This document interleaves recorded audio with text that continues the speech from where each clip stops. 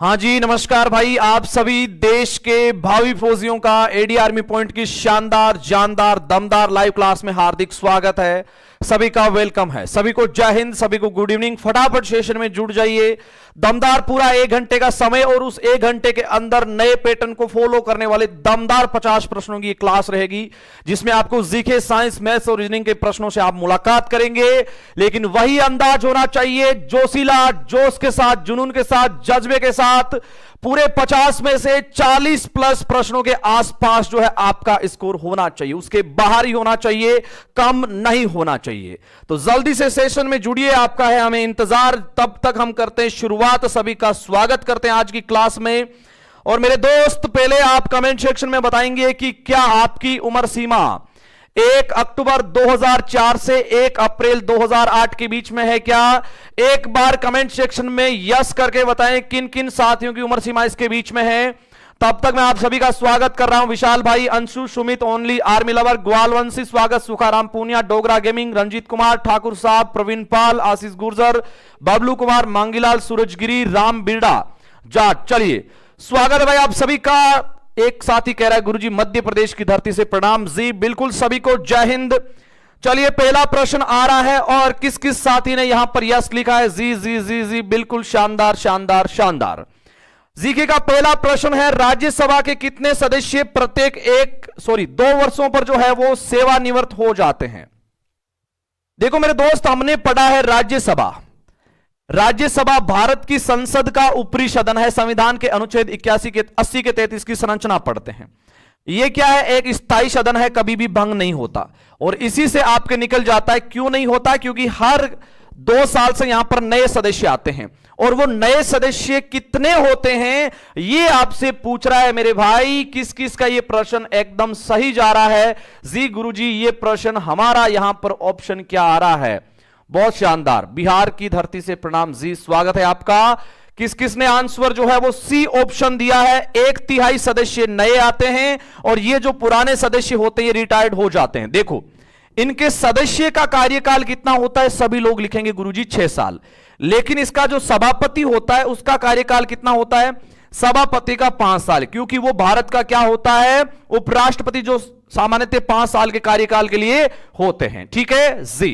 मंगल ग्रह से प्रणाम कर रहे हैं भाई। झारखंड का एक शहर है जिसका नाम है जमशेदपुर। यह जमशेदपुर जो है वो किस नदी के तट पर स्थित है? झारखंड का जमशेदपुर किस नदी के तट पर स्थित है मेरे दोस्त? फटाफट कमेंट करके बताइए। झारखंड का जमशेदपुर कौन सी वो नदी है? स्वर्णरेखा, यमुना, गोमती और लोहित नदी। 4 ऑप्शन आपकी निगाहों के सामने है, फटाफट कमेंट कीजिए। जी सर जी, मेरा कमेंट नहीं जाता। ओनली आर्मी वॉइस, जी बिल्कुल आता है आपका कमेंट। झारखंड की धरती से जय जोहार। जी बिल्कुल जय जोहार। देखो, जमशेदपुर को आप किस नाम से जानते हैं? प्राचीन भारत टाटानगर, जी, और वर्तमान में भारत के पिट्सबर्ग के नाम से जानते हैं। और ये पिट्सबर्ग कहां पर है? अमेरिका के अंदर है। ठीक है जी।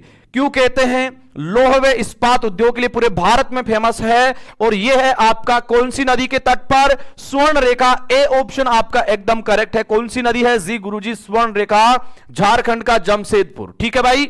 अगला प्रश्न है आपके सामने, इंफाल किस राज्य की राजधानी है? एकदम सीधा सा प्रश्न है गुरुजी। लेवल के प्रश्न, अभी तुम लेवल के प्रश्नों से मुलाकात करोगे, अभी मैदान में आयो है ना। हल्की बहुत प्रैक्टिस एक्सरसाइज कीजिए, असली युद्ध अभी बाकी है मेरे दोस्त। आपसे पूछा है इंफाल किस राज्य की राजधानी है? त्रिपुरा, मेघालय, मणिपुर और नागालैंड। 4 ऑप्शन आपके सामने है। इंफाल किसकी राजधानी है ये आपसे पूछा है गुरुजी। ये प्रश्न हम गलत थोड़ी करेंगे। इस प्रश्न में हम अपने तूफानी अंदाज में इसका धुआं धुआं कर देंगे जैसे ही दिखेगा। आंसर क्या नजर आया है? सी ऑप्शन, मणिपुर एकदम सही है। त्रिपुरा की राजधानी कौन सी है मेरे दोस्त? अगरतला। ठीक है जी। इसी प्रकार आपके सामने मेघालय की राजधानी गुरुजी शिलोंग है। ठीक है जी। और इसी के साथ नागालैंड की कौन सी है गुरुजी? कोहिमा है। पूर्वोत्तर राज्यों को भूलना मत भाई, एकदम सीरियसली लेना है।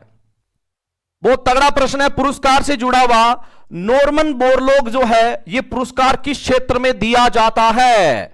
वीरों की धरती गाजीपुर से प्रणाम। जी सोनू, स्वागत है आपका। राजाओं की नगरी राजस्थान, सूरभीमों, वीरों की धरती से प्रणाम। जी भाई। चलिए, सर जी हार्ड क्वेश्चन लेके आइए। अभी चलते चलो भाई, मैदान में पहुंचे हो, आते ही कहो कि गुरुजी हमें जो अगला कैप्टन है उससे मुलाकात करो, तो सेना से एक बार भिड़िए भाई, है ना। चलिए प्रश्न है, नॉर्मन बोरलॉग पुरस्कार किस क्षेत्र में दिया जाता है भाई? नॉर्मन बोरलॉग पुरस्कार किस किस का यहां पर कमेंट सही जा रहा है? नॉर्मन बोरलॉग कौन है? याद रखना, विश्व में हरित क्रांति के जनक किसके हैं? विश्व में हरित क्रांति के जनक है, ठीक है, पहली बात।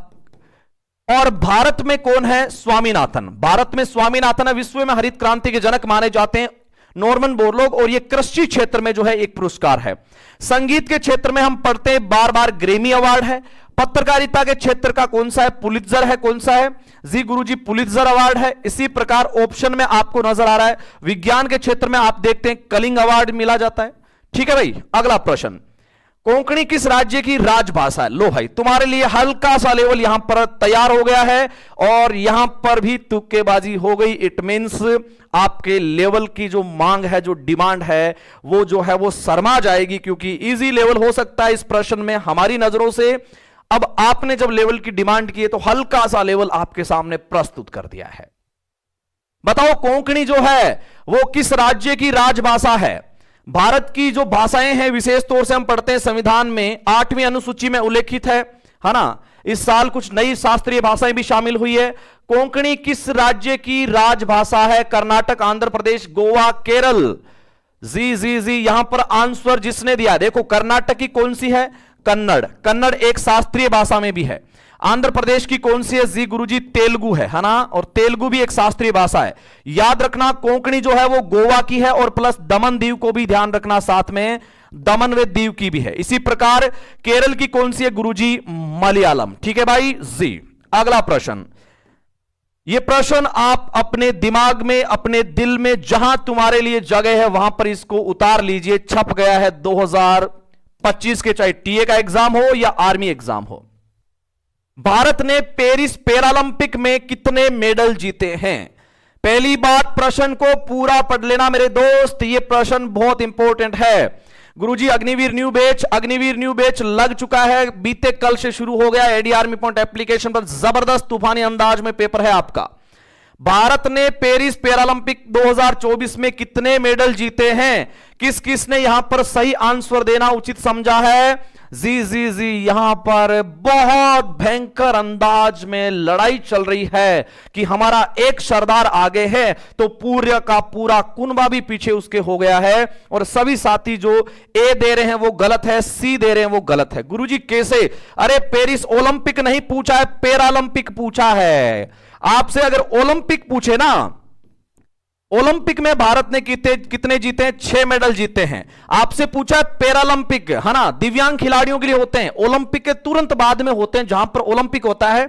जैसे इस बार पेरिस में ओलंपिक था तो तुरंत जो विकलांग दिव्यांग खिलाड़ी होते हैं उनकी भी एक स्पोर्ट्स की इवेंट है इंटरनेशनल लेवल पर, तो उसे बोलते हैं पैरालंपिक। अरे नाम तो पढ़ो, ओलंपिक थोड़ी लिखा है यहां पर। आपका आंसर होगा बी ऑप्शन। भारत जो है 29 मेडल जीतता है, इसमें से 7 जो है वो गोल्ड मेडल है, इसके अलावा 9 जो है आपके सिल्वर मेडल है, और इसके अलावा 13 मेडल ब्रॉन्ज मेडल है। और हम जो है पदक तालिका में कौन से स्थान पर रहे हैं? 18वें स्थान पर रहे हैं, ठीक है। यह आपसे ओलंपिक का नहीं पैरालंपिक का पूछा है, बहुत तगड़े लेवल का प्रश्न है। अगला सवाल है आपके सामने, सिमलीपाल जो एक टाइगर रिजर्व है वो भारत के किस राज्य में है? बहुत शानदार प्रश्न। सिमलीपाल टाइगर रिजर्व भारत के किस राज्य में है? ओडिशा, महाराष्ट्र, आंध्र प्रदेश और मध्य प्रदेश, ये आपका प्रश्न है जी। कोशिश करेंगे कल शाम को साइंस के मैराथन की प्रयास रहेगा, नहीं तो हमारी इच्छाएं हैं कि टीए का एक ऑफिशियल पेपर हो जाए, उसके बाद मैराथन हो जाए। देखो सिमलीपाल टाइगर रिजर्व भारत के किस राज्य में है? ओडिशा, महाराष्ट्र, मध्य प्रदेश और इसके अलावा है आपका आंध्र प्रदेश। आंसर जी सर हमारा यहां पर भी एकदम सही जा रहा है। सर जी मेरा 88 का ग्राउंड है, 78 नंबर जी, पूरा चांस है दोस्त। सुरेंद्र आपका मुस्कुराएं सर, हम यूपी वाले हैं जी, आपके लिए मुस्कुराहट भी बहुत कुछ है। पूछा है सिमलीपाल टाइगर रिजर्व भारत के उड़ीसा राज्य में है, और जिला अगर पूछे तो आप याद रखेंगे मयूरभंज जिला। और इस मयूरभंज जिले से एक बात आपके दिमाग में और आनी चाहिए, भारत की वर्तमान में 15वीं राष्ट्रपति द्रौपदी मुर्मू इसी उड़ीसा के मयूरभंज जिले से हैं, और कौन सी जनजाति से संबंध रखती है? संथाल जनजाति से संबंध रखती है। चलो मेरे दोस्त अगला सवाल, भारत के वर्तमान में श्रम एवं रोजगार मंत्री कौन है ना? भारत के मंत्रिमंडल, वर्तमान में मंत्रिमंडल से पूछ रहा है आपसे सवाल, और यह आपको आंसर देना है। भारत के प्रेजेंट टाइम में श्रम व रोजगार मंत्री कौन है? श्रम व रोजगार मंत्री भारत के वर्तमान समय में कौन है? गजेंद्र सिंह शेखावत, अमित शाह, भूपेंद्र यादव और मनसुख मांडविया। यह प्रश्न भी यहां पर बहुत तगड़े तुक्के वाला लग रहा है आपके लिए, है ना? जबरदस्त प्रश्न, और इस प्रश्न में लीजिए आपकी अच्छी परीक्षा है। और थोड़ा सा आपसे मंत्रिमंडल का प्रश्न पूछा तो यहां पर फीके फीके नजर आ रहे हो, और आपका तुक्का कहां नहीं जाता, किस ऑप्शन पे नहीं जाता, कभी भी वो आपका आंसर निकलता है। और आंसर होगा भारत के श्रम एवं रोजगार मंत्री कौन है? मनसुख मांडविया। गुरुजी ये भारत के खेल मंत्री है। हां भाई, खेल मंत्री भी है, लेकिन साथ में याद रखना श्रम व रोजगार मंत्री भी है, साथ में श्रम व रोजगार मंत्री भी है।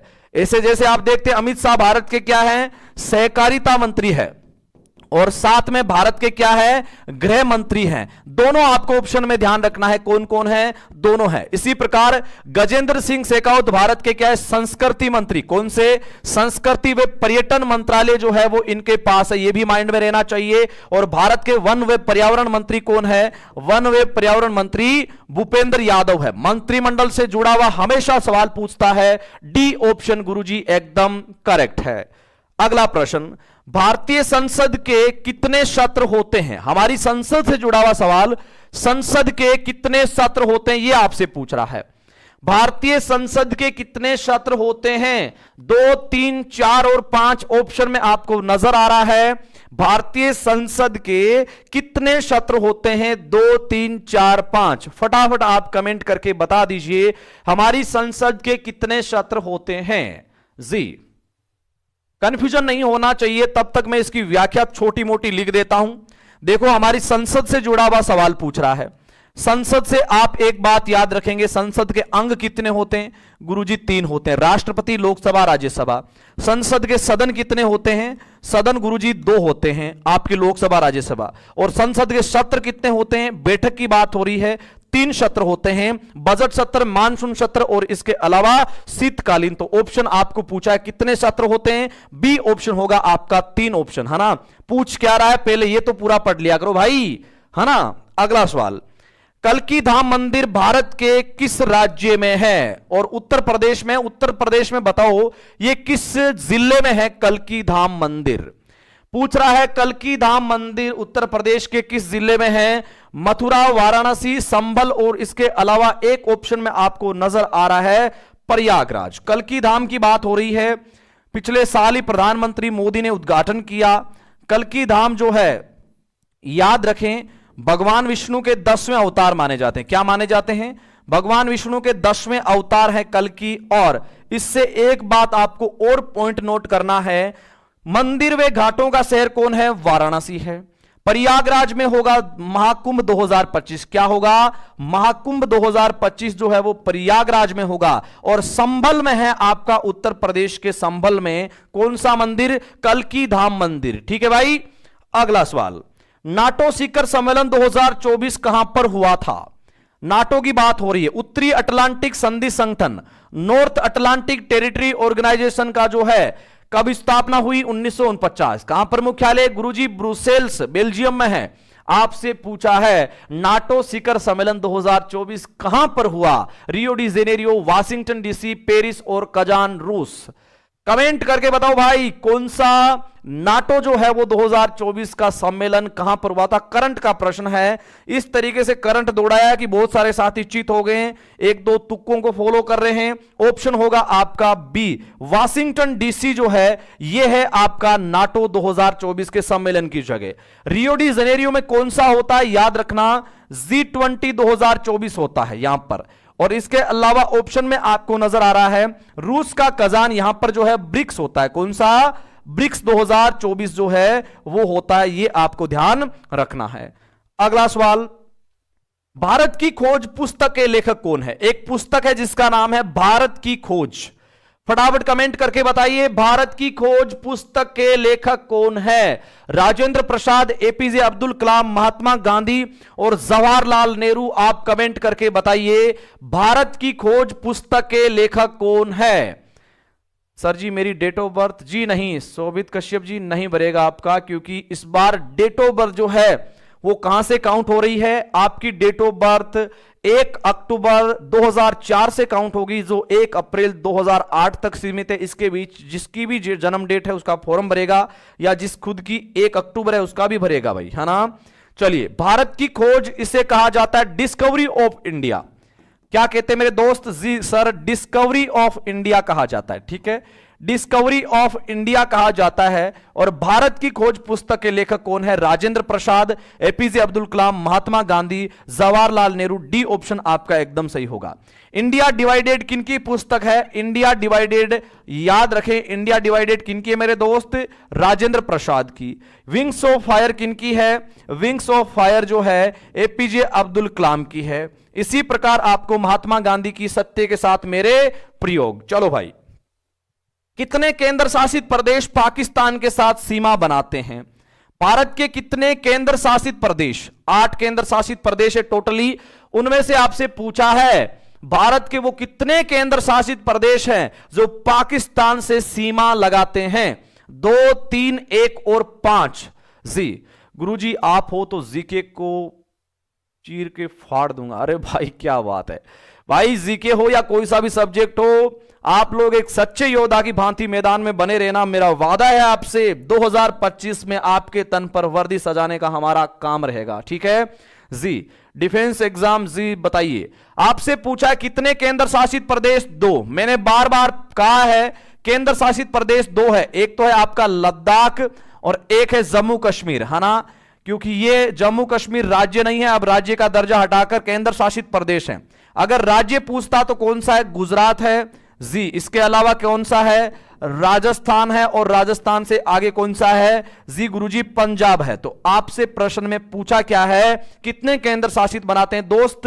केंद्र शासित प्रदेश 2 है, टोटल 5 है। राज्य कितने हैं? 3 है। ऑप्शन आपको गलत करवा सकता है।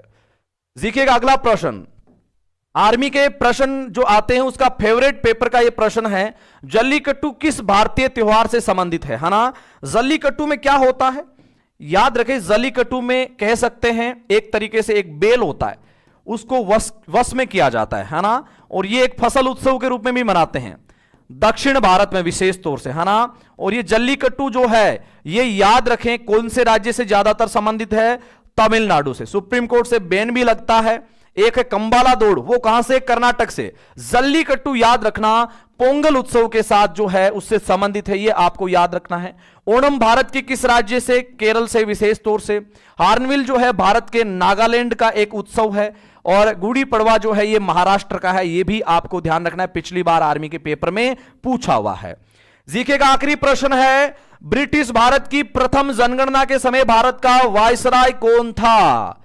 ब्रिटिश भारत की पहली जनगणना के समय सचिन भाई, आजकल 1-2 दिन की बात है, आपसे जो है 101% नर्सिंग का बेच भी हम लॉन्च कर रहे हैं, एकदम नया फ्रेश बेच आपके लिए, ज्यादा आपको इंतजार नहीं करवाएंगे। आर्मी जीडी का बेच स्टार्ट हो गया एकदम 0 से बेसिक अंदाज में, और सभी साथी जो तैयारी करना चाहते हैं भाई पराक्रम बेच पक्का ज्वाइन कर लेना।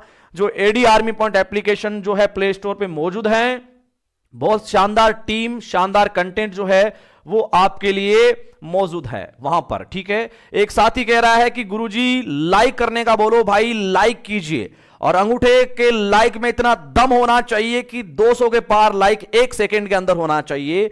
ब्रिटिश भारत की प्रथम जनगणना के समय वायसराय कौन था? जी गुरुजी, पहली जनगणना जो अनियमित जनगणना थी 1872 में होती, उस समय कौन था? Lord Mayo. और नियमित जनगणना जो है उस समय कौन था? याद रखना, आज तक उसी पैटर्न को फॉलो किया जाता है, लॉर्ड रिपन है। तो आप बताइए 15 में से 10 प्लस स्कोर सभी का होगा मेरे हिसाब से, और सभी साथी इस वीडियो में लाइक बटन को प्रेस कीजिए फटाफट, है ना।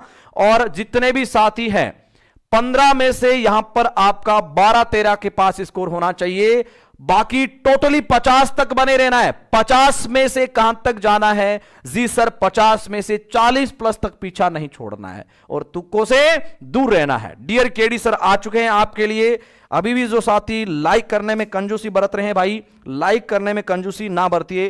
केडी सर मौजूद हैं जनरल साइंस के लिए।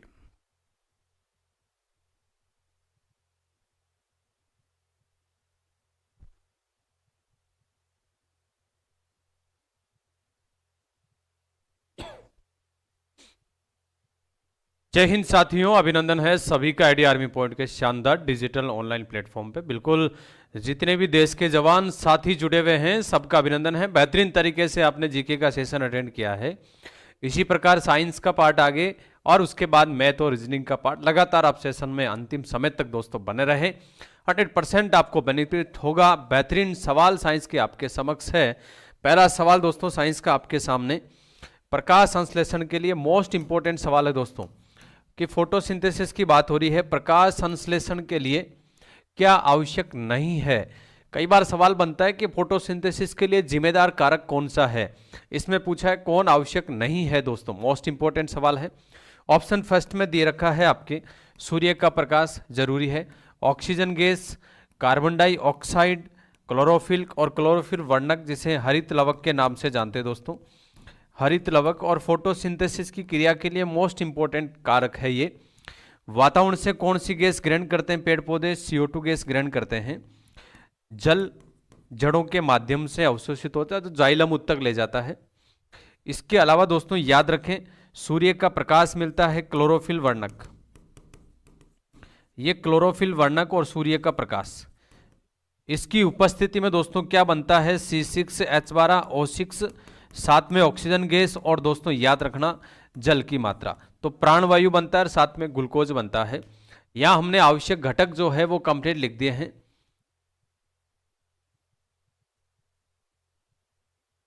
बबलू कुमार भाई कह रहे हैं सर मेरे क्वेश्चन सही नहीं हो रहे हैं, क्या करें? सही होगे क्यों नहीं होगे? थोड़ी सी आप प्रैक्टिस करें, थोड़ा थ्योरेटिकल पार्ट है वो भी पढ़ें, आप एप्लीकेशन से जुड़ जाइएगा, वहां हमने कंप्लीट थ्योरेटिकल करवा रखा है।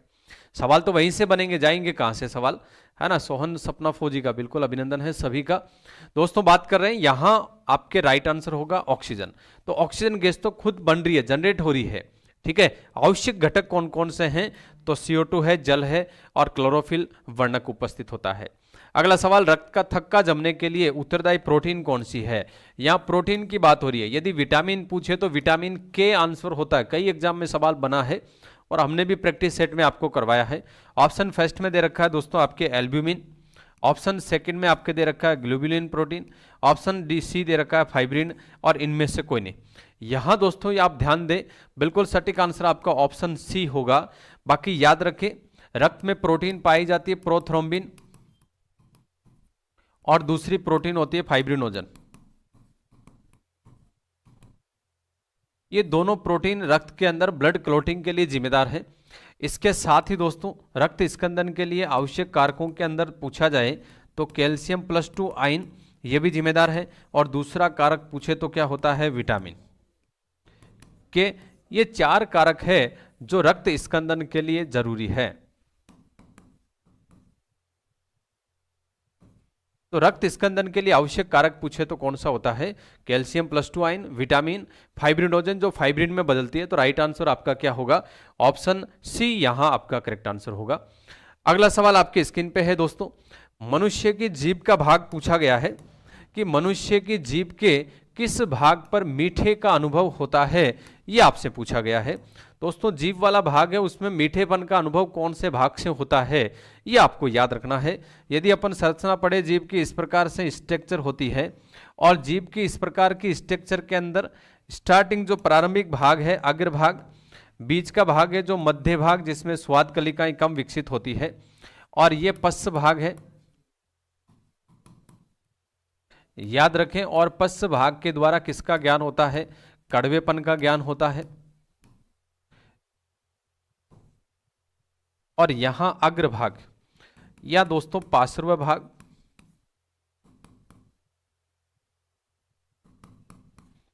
यह अग्रपश्च भाग, और सबसे आगे का भाग है जो अग्रभाग कहते हैं।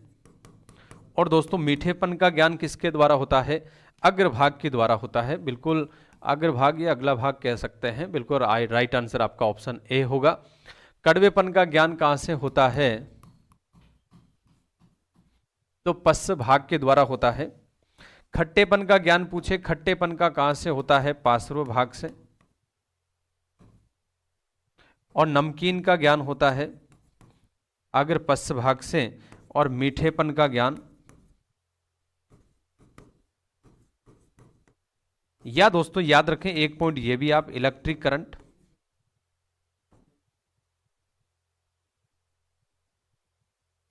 तो इलेक्ट्रिक करंट का ज्ञान भी किस भाग से होता है? अग्रभाग से। बिल्कुल आपका ऑप्शन नंबर ए यहां करेक्ट आंसर है। अगला सवाल दोस्तों आपकी स्क्रीन पे है, कौन सी ग्रंथि दुग्ध निष्कासन हार्मोन ऑक्सीटोसिन का स्त्रावन करती है?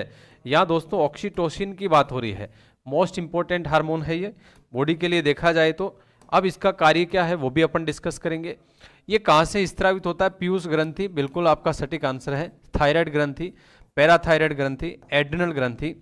थायराइड ग्रंथि द्वारा थायरोक्सिन हार्मोन का स्त्रावन होता है। थायरोक्सिन हार्मोन का सीक्रेशन होता है दोस्तों, याद रखें। पीयूष ग्रंथि जिसे मास्टर ग्रंथि के नाम से जानते हैं, मास्टर ग्रंथि के नाम से इसे जाना जाता है। इसके अलावा दोस्तों सबसे छोटी ग्रंथि है ये, सबसे छोटी अंतःस्रावी ग्रंथि के रूप से जानते हैं।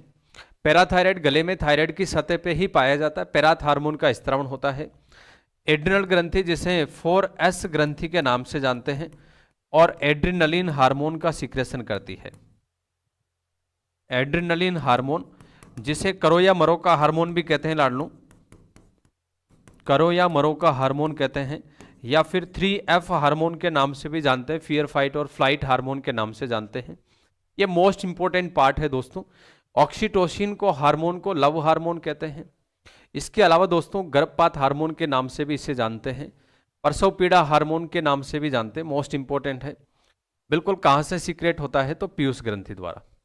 अगला सवाल दोस्तों आपकी स्क्रीन पे है, मानव शरीर की सबसे छोटी कोशिका कौन सी होती है? यानी ह्यूमन बॉडी की सबसे स्मॉलेस्ट सेल यदि पूछे आपसे तो यहां दोस्तों आपके ऑप्शन में दिया हुआ है अंडाणु, ऑप्शन सेकंड है यकृत कोशिका, ऑप्शन सी है न्यूरॉन्स और शुक्राणु। दोस्तों याद रखें मोस्ट इंपॉर्टेंट सवाल है ये। ऑप्शन फर्स्ट में दे रखा है अंडाणु, जो सबसे बड़ी कोशिका है मानव शरीर की, सबसे बड़ी कोशिका मानव शरीर की। सबसे छोटी कोशिका पूछे तो शुक्राणु, बिल्कुल आपका सटीक आंसर होगा। और सबसे लंबी कोशिका, सबसे लंबी कोशिका तो पूछे तो कौन सी है? तो न्यूरॉन। यकृत कोशिका, रीजनरेशन की क्षमता सबसे ज्यादा होती है इन कोशिकाओं में। पुनरुद्ध भवन की क्षमता, पुनरुद्ध भवन की क्षमता दोस्तों सर्वाधिक। तो ये मोस्ट इंपॉर्टेंट पॉइंट है जो इससे रिलेटेड थे, हमने सारे पॉइंटों पे डिस्कस किया है। अगला सवाल दोस्तों आपकी स्क्रीन पे है, पृथ्वी का प्लाइन वेग का मान कितना होता है? इसमें कंफ्यूज नहीं होना दोस्तों, मोस्ट इंपॉर्टेंट सवाल है, काफी एग्जाम में ये सवाल रिपीट हुआ है। प्लाइन वेग का मान कितना होता है? और प्लाइन वेग क्या होता है? जो जिस वस्तु को किस वेग से अपन फेंकें ताकि वो गुरुत्वीय क्षेत्र से बाहर चली जाए, वापस पृथ्वी सतह पर नहीं आती है, वो वेग क्या कहलाता है? आपका प्लाइन वेग कहलाता है। यहाँ काफी लोगों के बिल्कुल सटीक आंसर आ रहे हैं। रंजीत भाई बिल्कुल शानदार, सचिन भाई जुड़े हुए हैं, साहिल भाई, बबलू कुमार भाई, बिल्कुल सबका स्वागत है जितने भी भाई जुड़े हुए हैं। या दोस्तों याद रखें ऑप्शन फर्स्ट में आपके दिया हुआ है 12.1 किलोमीटर पर सेकंड, 11.2 मीटर पर सेकंड, 11.2 किलोमीटर पर सेकंड, 11.2 किलोमीटर पर हावर्स। दोस्तों याद रखना मोस्ट इंपॉर्टेंट है, 11.2 किलोमीटर प्रति सेकंड की स्पीड से किसी वस्तु को फेंकें ताकि वो गुरुत्वीय क्षेत्र से बाहर चली जाए, उस वेग को अपन किस नाम से जानते हैं? प्लाइन वेग के नाम से जानते हैं। मोस्ट इंपॉर्टेंट सवाल है। अगला सवाल आपकी स्क्रीन पे है दोस्तों, यहां याद रखें पूछा क्या गया है, हमारे घरों में जो विद्युत की सप्लाई की जाती है वह कितने वाट की और कितने हर्ट्ज पे होती है? कई बार सवाल बना है। एसी और डीसी धारा के अंदर अंतर की यदि बात करें तो अमेरिका के अंदर एसी धारा की आवृत्ति कितनी आती है, भारत में एसी धारा की आवृत्ति कितनी आती है? कई बार इस प्रकार के सवाल बने हैं। यहां आपका सटीक आंसर आना चाहिए, मोस्ट इंपॉर्टेंट सवाल है। ऑप्शन देखो आप, फर्स्ट ऑप्शन में दिया हुआ है 220 वोट की और 50 hertz, 200 vote 25 hertz, 300 vote 50 hertz, 500 vote 60 hertz. और दोस्तों 60 हर्ट्ज अमेरिका के अंतर्गत विद्युत धारा एसी की आवृत्ति की बात करें तो यहां आपका सटीक आंसर, हाँ बिल्कुल बिल्कुल काफी लोगों ने बिल्कुल सटीक आंसर दिया है। यहाँ दोस्तों आपके ऑप्शन नंबर ए यहाँ करेक्ट होगा, 220 वोट और 50 हर्ट्ज आवृत्ति का मान रहेगा। अगला सवाल आपकी स्क्रीन पे है, समतल दर्पण की फोकस दूरी होती है, समतल दर्पण की फोकस दूरी का मान कितना होता है, ये आपसे पूछा गया है। दोस्तों समतल दर्पण है और समतल दर्पण में प्रतिबिंब कैसे बनते हैं और कौन सी स्थिति पे बनते हैं, ये भी आपको याद होना चाहिए। समतल दर्पण कितनी लंबाई का होना चाहिए ताकि उसमें पूरा प्रतिबिंब हम देख सके। तो इस प्रकार के काफी सवाल बनते हैं दोस्तों। यहाँ फोकस दूरी की बात हो रही है, शून्य नहीं हो सकती, 25 सेंटीमीटर, अनंत माइनस में 25। तो दोस्तों बिल्कुल आप याद रखें, फोकस दूरी का मान कितना होता है समतल दर्पण के लिए, अनंत। बिल्कुल सटीक आंसर आ रहे हैं। हाँ, जितने भी योद्धा जुड़े हुए हैं, अजय भाई बिल्कुल सटीक आंसर है, अक्षय फौजी भाई जुड़े हुए हैं, हाँ सबके, रोहित भाई बिल्कुल सबके सटीक आंसर हैं। अगला सवाल दोस्तों आपकी स्क्रीन पे है, सभी अम्ल जल में घुलकर प्रदान करते हैं, तो जल में घुलकर क्या प्रदान करते हैं, आर्हेनियस की परिकल्पना है ये, आर्हेनियस नामक वैज्ञानिक ने बताया था। यहां दोस्तों ऑप्शन फर्स्ट में आपके दे रखा है OH माइनस आइन, OH माइनस आइन, H प्लस आइन, इलेक्ट्रॉन, न्यूट्रॉन। तो अम्ल जो भी है, यदि अपन जैसे उदाहरण की बात करें एसिड की, मैंने लिखा है HCl, इसी प्रकार से HNO3, H2SO4, H2CO3, CH3COOH। तो इस प्रकार के कई कंपाउंड हैं।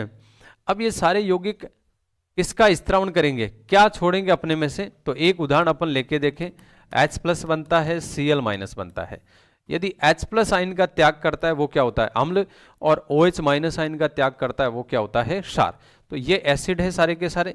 यदि अपन क्षार की बात करें, क्षारीय पदार्थ जैसे मैंने लिख दिया भैया NaOH sodium hydroxide, KOH potassium hydroxide, MgOH का whole twice magnesium hydroxide, milk of magnesia कहते हैं, अर्थात इनके द्वारा OH का सिक्रेशन होता है।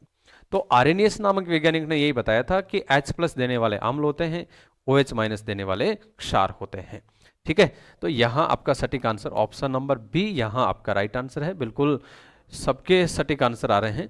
अगला सवाल दोस्तों आपके स्क्रीन पे है, एक स्वतंत्र रूप से लटका हुआ चुंबक, एक स्वतंत्र रूप से लटका हुआ चुंबक सदैव रहता है, किस दिशा में ठहरता है। मैं चाहूंगा तमाम फौजी भाई कमेंट बॉक्स में अपना आंसर रखें। बहुत ही सिंपल सवाल है, काफी एग्जाम में पूछा हुआ सवाल है, किस दिशा में ठहरता है स्वतंत्र रूप से लटका हुआ चुंबक की बात हो रही है। ऑप्शन फर्स्ट में दिया हुआ है लाडलो, उत्तर दक्षिण दिशा में, उत्तर पूर्व दिशा में, उत्तर पश्चिम दिशा में, दक्षिण पश्चिम दिशा में। यहां अपना कमेंट बॉक्स में आंसर रखें। बिल्कुल साहिल भाई बिल्कुल शानदार, हाँ सबके सटीक आंसर मिल रहे हैं। बिल्कुल ऑप्शन ए की बात हो रही है और बिल्कुल आपका ऑप्शन ए नंबर है वो राइट आंसर है। तो चुंबक स्वतंत्र रूप से दिशा का ज्ञान करवाता है, उत्तर और दक्षिण दिशा में ठहरता है, याद रखें। और चुंबकीय बल रेखाएं हैं वो नॉर्थ से साउथ की ओर। ठीक है, अगला सवाल दोस्तों आपके स्क्रीन पे दिया हुआ है, मनुष्य के स्वस्थ नेत्र में प्रतिबिंब बनता है। स्वस्थ नेत्र की बात हो रही है दोस्तों। अगर नेत्र दोष है तो प्रतिबिंब की स्थितियां अलग अलग होगी, अगर नेत्र दोष नहीं है तो प्रतिबिंब कहां बन रहा है ये आपसे पूछा गया है। ऑप्शन फर्स्ट पे दिया हुआ है दोस्तों अनंत, ऑप्शन सेकंड है रेटिना के आगे, और आगे कब बनता है, जब निकट दृष्टि दोष होता है, निकट दृष्टि दोष। और इसका उपचार पूछे, उपचार के अंदर लेंस कौन सा काम में लेते हैं, अवतल लेंस। कौन सा लेंस काम में आता है दोस्तों, अवतल लेंस काम में आता है। रेटिना के पीछे तो दूरदृष्टि दोष, और दूरदृष्टि दोष के अंदर उपचार के अंदर यदि बात करें तो दोस्तों उत्तल लेंस। और स्वस्थ व्यक्ति में कहां बनता है, ऑप्शन डी आपका राइट होगा, रेटिना पे प्रतिबिंब बनता है। बिल्कुल शानदार, हाँ राहुल भाई बिल्कुल, रंजीत भाई बिल्कुल शानदार, आदित्य भारद्वाज बिल्कुल, सबके सटीक आंसर मिल रहे हैं। अगला सवाल दोस्तों आपके स्क्रीन पे है, अम्लीय वर्षा के लिए उत्तरदायी गैस है। एसिड रेन क्या होती है, अम्लीय वर्षा, बारिश के जल के साथ एसिड की मात्रा है। अगर वायुमंडल में प्रदूषण है तो वो जल के साथ क्रिया करके गैसें एसिड बना लेती है, और एसिड रेन का उत्सर्जन एसिड रेन के रूप में आती है। तो जैसे कि मार्बल है वो खराब होता है, इसके साथ ही भूमि की उपजाऊपन है वो कम हो जाती है, खराब हो जाती है। या ऑप्शन में दिया हुआ है methane gas, oxygen gas. Second option में दिया हुआ हाइड्रोजन, नाइट्रोजन, मेथेन और CO2, SO2 सल्फर डाइऑक्साइड और नाइट्रोजन डाइऑक्साइड। यहाँ दोस्तों ये दोनों ही गैसें क्या होती है, जल के साथ अभिक्रिया करके और अम्ल का निर्माण करती है। इनकी अभिक्रिया किसके साथ होती है, जल के साथ, जल के साथ अभिक्रिया दर्शाता है। और क्या बनाती है, अम्ल बनाती है। और एसिड रेन है, बिल्कुल ऑप्शन डी आपका यहाँ राइट आंसर